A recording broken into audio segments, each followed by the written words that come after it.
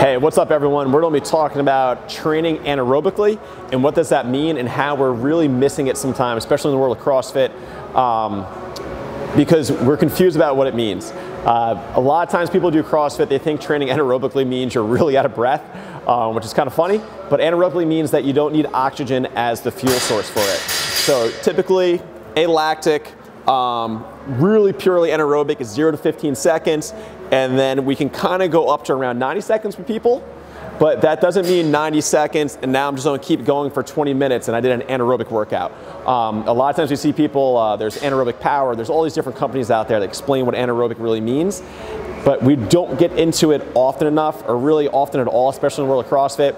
Maybe I'm on the air bike and I'm doing 20 calories. The first 15 seconds you can go really hard and take advantage of it, but we really don't focus on it a lot. And it's just missing power output. So there's different types of muscle fibers too. You have type 2A, type 2B, right? Fast twitch, slow twitch. There's even this hybrid muscle in there too. And everyone's a little different, but most of us kind of fall into the middle, right? That bell curve on it. A crazy example is Henshaw, Chris Henshaw, who does aerobic capacity work. He is just a freak when it comes to slow twitch muscle fiber. He has a ton of it. That's why he was able to run so well early on when it came to endurance events. His first marathon, I think he was averaging like a 7-minute mile pace for a while, then he fell apart without really training. It's pretty incredible. But 12% of him is, because he did an actual, what's the term, biopsy, I'm not sure, where they took a sample of his muscle fiber, where 12% of his muscle was actually fast twitch, but he never trained it. So that means he was missing 12% of possible power because all he worked on was aerobic endurance.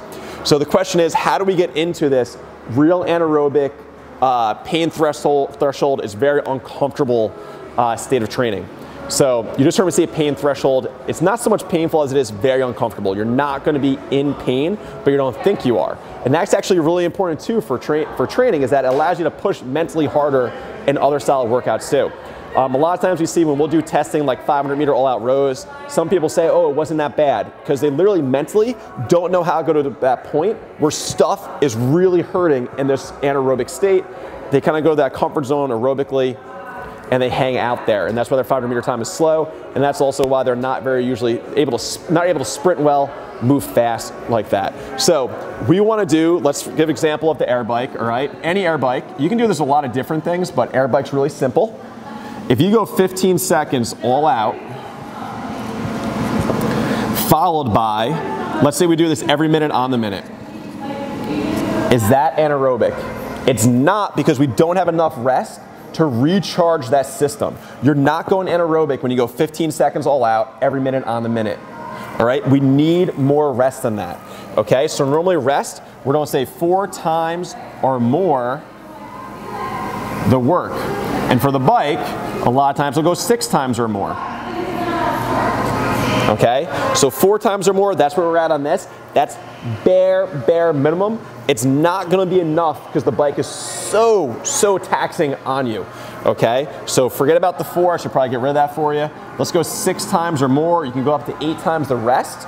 So that means if I'm doing 10 seconds all out, if I go 6 times the rest, every 70 seconds I'm going, so I have 60 seconds of rest at the very least. You can even rest longer. We've done something here where we did all out on the bike for 10 seconds and you actually had 2 minutes of rest in between, and people are almost throwing up because we got them to go that hard anaerobically. Let's work on this anaerobic window. Let's get ourselves more powerful, and you'd be amazed how it helps with lifts as well. So besides the air bike, some really good things for this are like sleds, strongman implements. Very simple to use, very taxing for a short period of time, can be a tremendous amount of load and stress in your body, so you can really use up all that short-term energy, rest for a long time, hit it again. Try this out. It sucks. It's not that much fun. That's why people don't like to do it, but you'd be amazed how it helps your overall fitness, including helping you lift more weight on that barbell. All right, hope that made sense. Talk to you guys soon.